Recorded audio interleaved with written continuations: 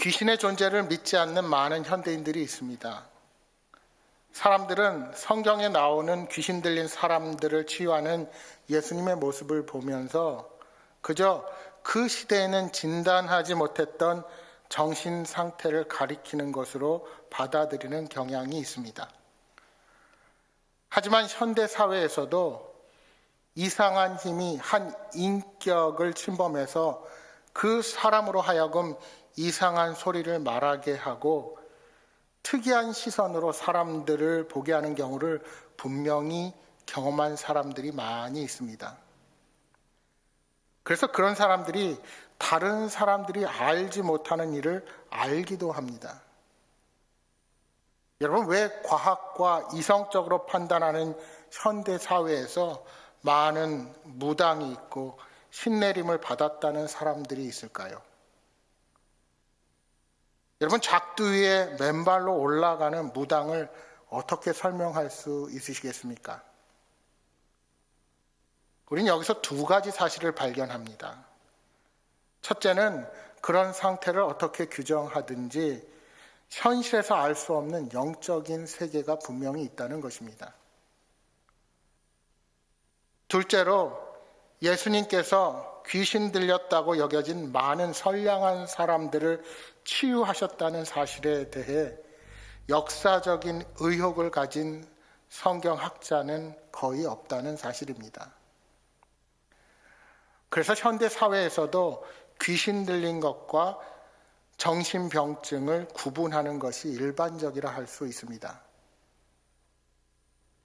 그런데 다만 우리 예수님에게 특이한 점이 있다면 단순한 말 한마디 명령만으로 귀신 쫓는 일을 행하셨다는 것입니다. 어떠한 마술의 공식도 복잡한 주문 같은 것도 없었습니다.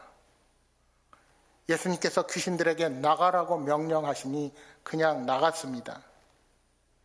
사람들은 그것을 보고 놀란 것입니다. 여러분, 오늘 본문이 시작하기 전에 나오는 누가복음의 이야기는 우리 예수님께서 고향에 방문하신 이야기입니다. 오랜만에 고향으로 돌아가 회당에서 말씀을 전하셨습니다. 그러면서 이사야서 61장 1, 2절의 말씀을 인용하시면서 선지자의 예언이 성취되었다고 선포하셨습니다. 가난한 자들에게 복음의 소식을 전하는 것, 포로된 자와 눈먼 자와 억압받는 자들에게 자유를 주고 기쁨의 소식을 전하는 것이 자신의 사명이요, 그 말씀이 성취되었다는 것입니다. 하지만 어려서부터 보아온 목수의 아들이 갑자기 나타나서 메시아로서의 자신의 사명을 알릴 때 나사렛 사람들은 예수님으로부터 등을 돌리기 시작합니다. 더구나 그들이 기다리는 메시아는 로마의 압제로부터 자신들을 구원하고 심판을 행하실 분이라고 생각했는데 오히려 이방인들의 구원을 이야기하는 목수 요셉 아들이 하는 말을 그들은 도저히 믿을 수가 없었습니다. 그래서 나사렛 사람들은 예수님을 동네 밖으로 쫓아내어 낭떠러지로 끌고 가서 밀쳐 떨어뜨리고자 했습니다. 그렇게 예수님은 고향에서 환영받지 못하고 가버나움으로 오셨습니다. 그리고 안식일이 되어 회당에서 사람들을 가르치셨습니다. 여러분, 복음서 전체를 볼 때 사실 이곳은 예수님께서 나사렛 방문 전에 사역하시던 곳이었습니다. 하지만 예수님의 사역에 대한 누가복음의 첫 기록은 오늘 본문 말씀이 처음입니다. 그런데 나사렛 회당과 가버나움 회당에서 예수님을 대하는 것 자체가 달랐습니다. 나사렛 회당의 예수님은 목수 요셉의 아들로 바라본 회의와 의심만이 가득 찬 곳이었습니다. 그러나 가버나움의 회당은 하나님의 기대로 가득 찼던 곳이었습니다. 32절 말씀에 보시면 이렇게 말씀합니다. 그들이 그 가르치심에 논란이 이는 그 말씀이 권위가 있음이로라. 예수님은 말씀의 권위를 가지고 있었고 그 말씀을 들은 사람들은 마치 무엇으로 한 대 얻어맞은 것처럼 놀랐다는 말씀입니다. 그때 귀신 들린 사람이 크게 소리를 지르기 시작합니다. 가버나움 회당에 모인 사람들이 주님의 말씀을 듣고 말씀의 권위 앞에 눌리게 되자 귀신이 방해하기 위해 역사합니다. 34절에 귀신은 이렇게 소리칩니다. 아, 나사렛 예수여, 우리가 당신과 무슨 상관이 있나이까? 우리를 멸하러 왔나이까? 나는 당신이 누구인 줄 아노니 하나님의 거룩한 자니이다. 여기서 아라는 말은 감탄사가 아니라 화가 나서 분개한 것을 표현한 말입니다. 귀신이 분해서 아, 당신 여기 있구려 하는 그런 말입니다.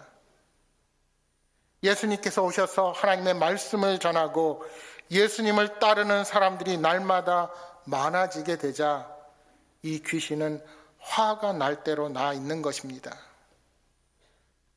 여러분, 특별히 의학을 배운 누가복음서의 저자 누가가 이 복음서에 이 사람을 귀신 들린 사람이라고 지칭하는 것은 매우 중요합니다. 의사인 그도 정신병자가 아니라 귀신 들린 자로 구분하는 것입니다.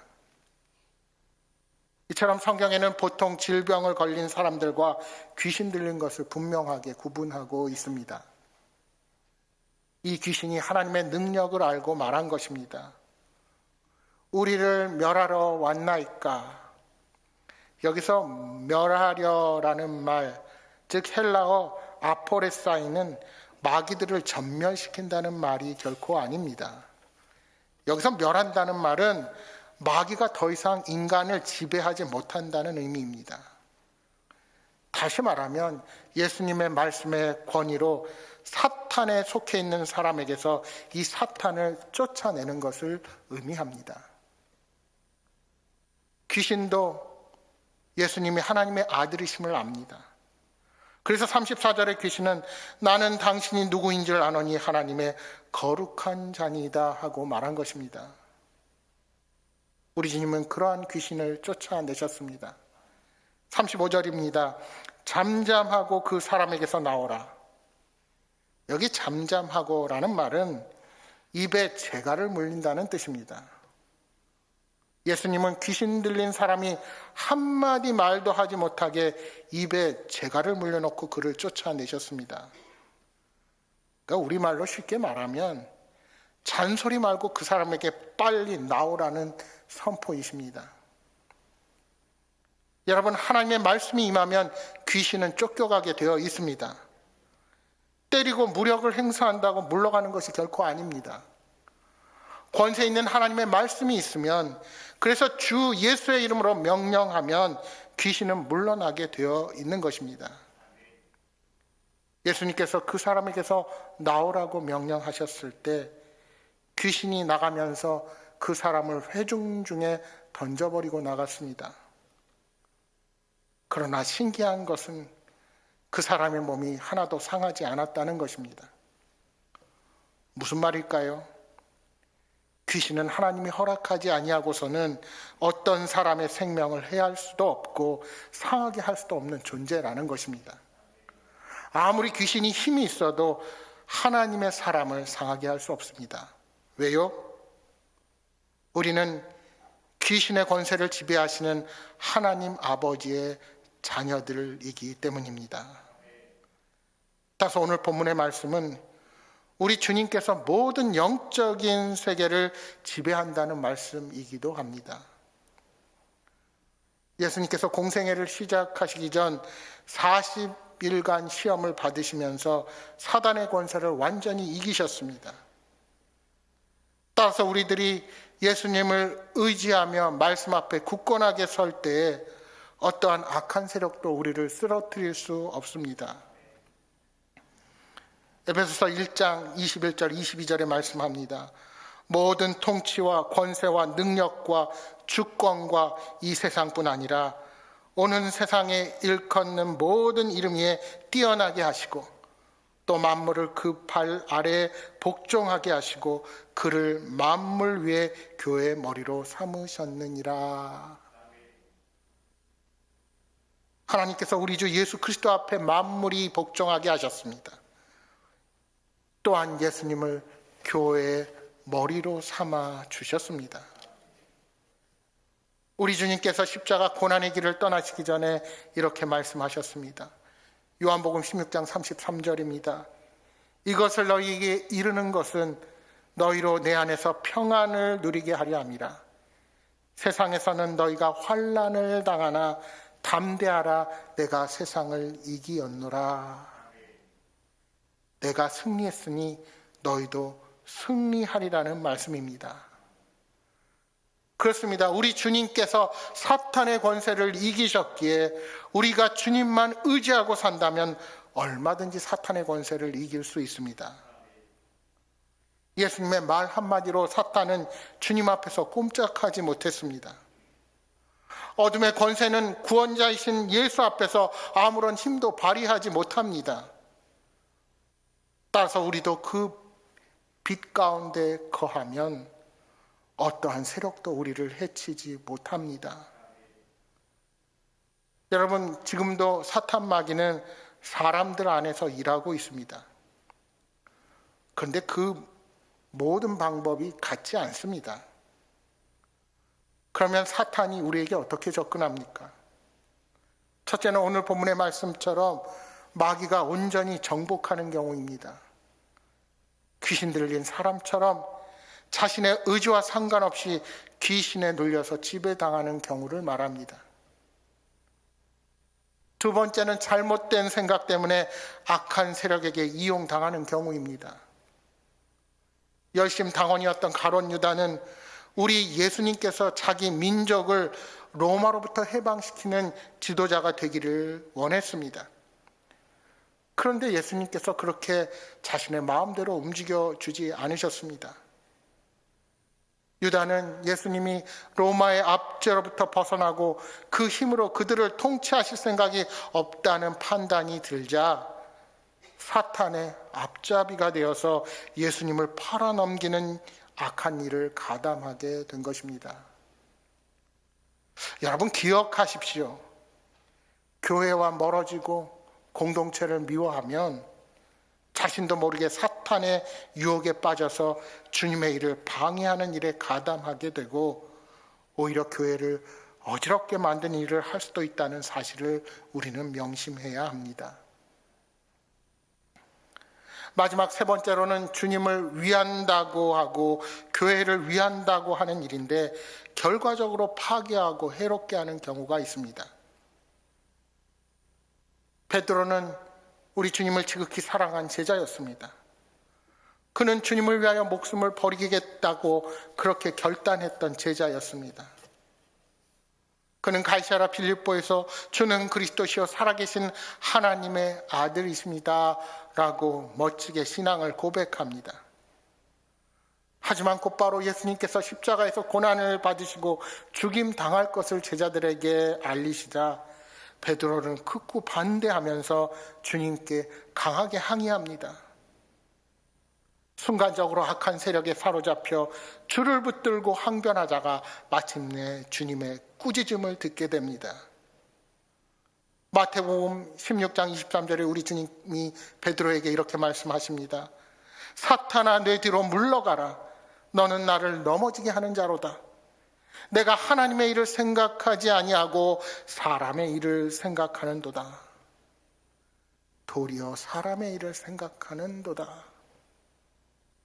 여러분, 우리가 무언가 자신의 손에 이념이나 생각을 꼭 쥐고서 나는 하나님의 일을 한다고 하면서도 때때로 베드로처럼 오히려 나도 모르게 사탄의 종노릇을 할 수도 있습니다.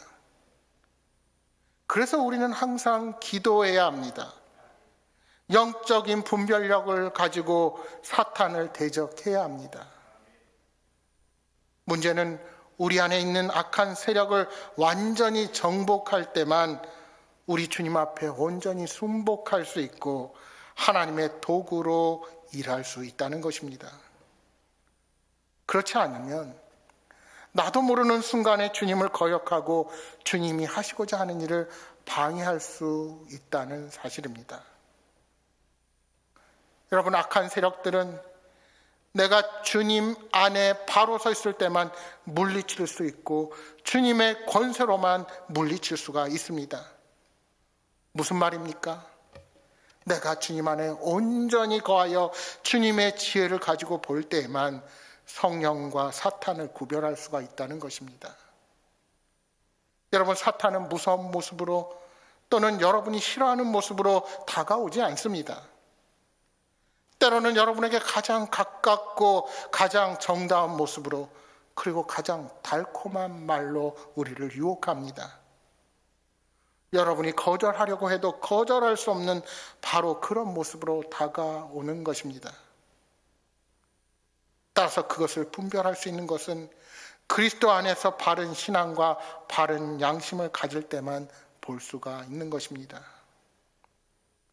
바라기는 늘 말씀을 묵상하며 기도와 찬양으로 주님께 가까이 하는, 그래서 늘 영적으로 깨어서 하나님이 기뻐하시는 예배자로 살아가시는 여러분 모두가 되시기를 주님의 이름으로 축복합니다. 예수님께서는 이 일을 마치시고 가버나움 회당을 나와 시몬 베드로의 집으로 가십니다. 그리고 열병에 걸린 시몬의 장모를 치료하십니다. 그런데 여기서 예수님은 열병을 꾸짖었다라고 말씀합니다. 그래서 마치 예수님이 열병을 귀신을 대할 때처럼 대하였음을 강조하는 것처럼 보여집니다.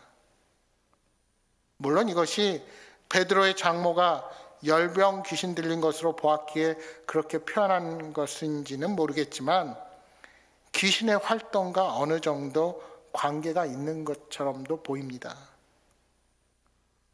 예수님께서 열병을 꾸짖자 열병은 귀신이 사람에게 나와서 떠나가듯이 즉시 베드로의 장모를 떠나갔습니다. 예수님께서 귀신을 쫓아내실 때와 마찬가지로 그 권세가 즉시 그에게 임한 것입니다. 심한 열병으로 인해 전혀 활동하지 못하고 누워 있어야만 했던 여인이 즉시 일어나서 가족들을 섬길 수 있게 된 것입니다. 중요한 것은 예수님께서 가진 이 권세 앞에는 거부할 세력이 아무도 없다는 것입니다. 그래서 40절, 41절에 보이는 것처럼 각종 질병으로 고생하는 사람들에게 예수님께서 일일이 손을 얹으실 때 그들이 치료되었다는 것입니다. 여러분, 이미 우리 주님께서는 그분 앞으로 나온 자들을 말씀 한마디만 가지고 꾸짖어서 귀신을 내쫓고 아픈 병마를 다 치유하셨습니다. 그렇다면 많은 병들이 주님 앞으로 나올 때 굳이 한 사람 한 사람에게 손을 얹을 필요가 있으셨을까요?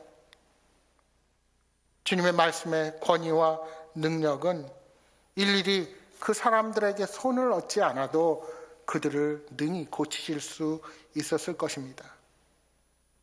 이렇게 명령만으로 가능한 일을 일일이 접촉하여 행하신 것은 우리 주님께서 그들에 대한 관심과 사랑의 마음을 가지고 계시다는 사실을 볼 수가 있는 것입니다.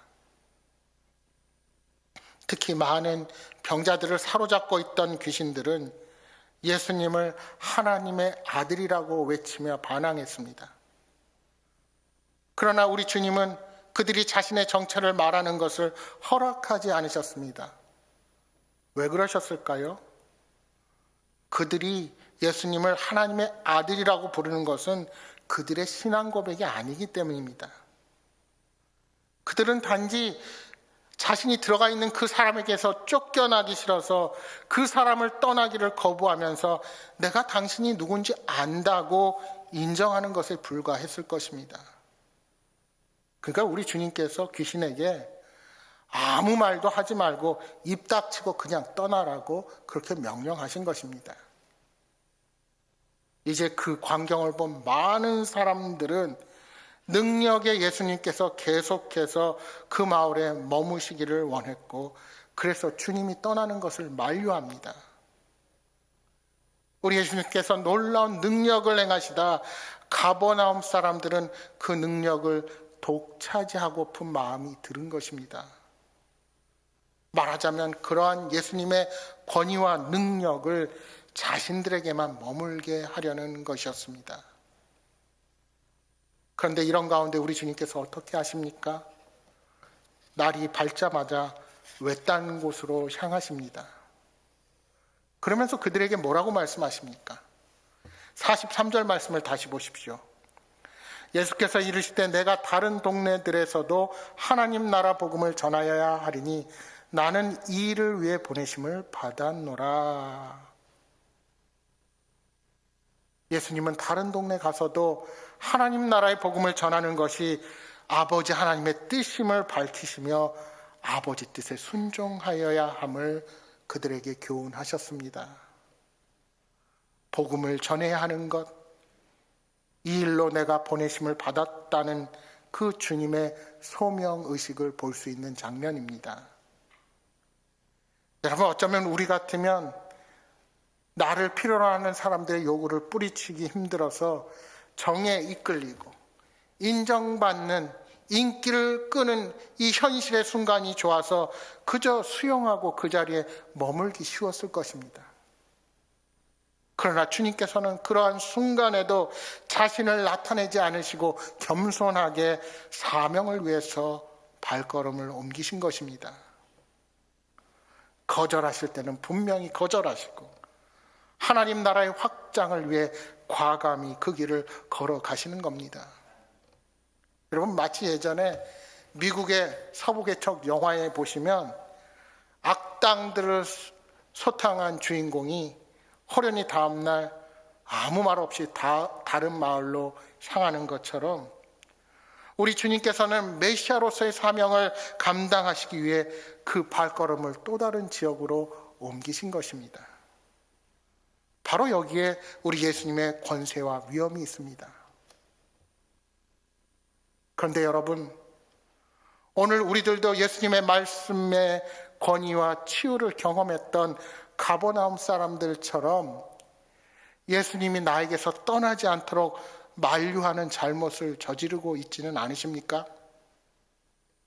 비록 가버나움 사람들이 예수님에게 환호를 보내고 예수님을 기쁘게 맞이했을지라도 주님께서 무엇 때문에 이 땅에 오셨는지, 앞으로 주님이 어떠한 일을 하셔야 하는지에 대해서는 무지했다는 사실입니다.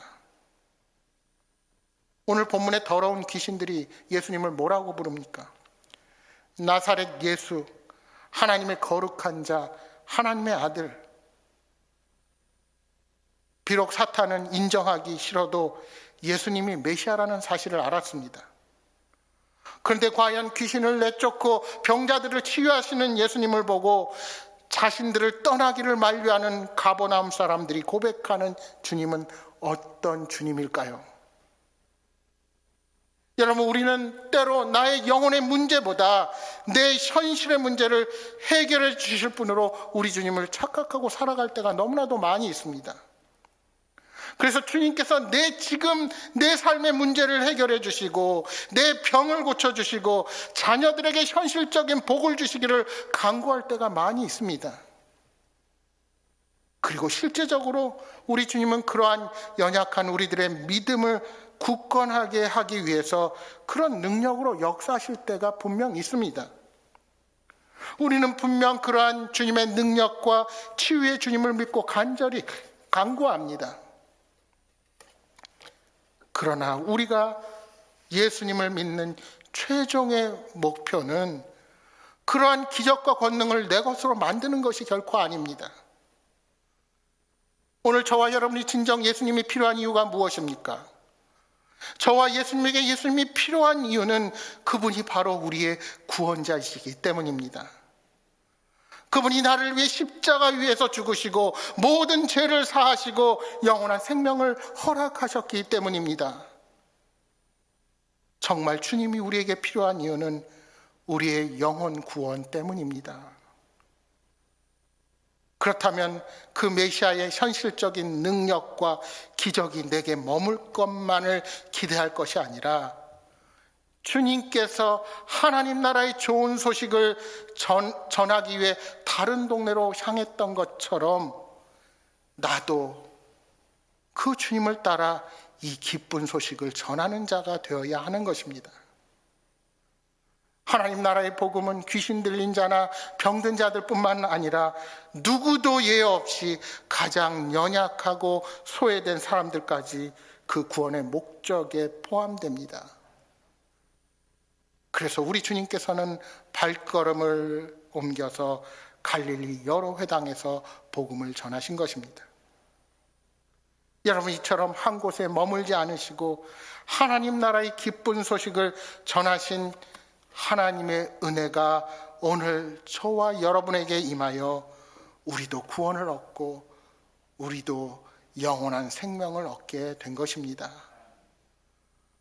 오늘 우리들도 이 복음을 계속 전하는 사명을 받은 자들입니다. 우리 행복한 교회가 날마다 새로워지는 교회가 되어야 하는 이유가 바로 여기에 있습니다. 주님의 복음이, 주님의 권능과 치유가 이곳에만 머물러서는 안 되기 때문입니다. 저와 여러분이 내 문제 안에만 갇혀서 복음의 사명을 망각해서는 더더욱 안 됩니다. 우리는 때를 얻든지 못 얻든지 복음의 사명을 위해 날마다 달려가야 합니다. 주님은 우리 모두를 통해 이 은혜의 물줄기가 계속 이어져 가기를 원하고 계십니다. 사랑하는 여러분, 그 사랑과 은혜에 감격하여 날마다 복음의 감격 속에 주어진 모든 일을 통하여 하나님께 영광 돌리시는 여러분 모두가 되시기를 주님의 이름으로 축복합니다.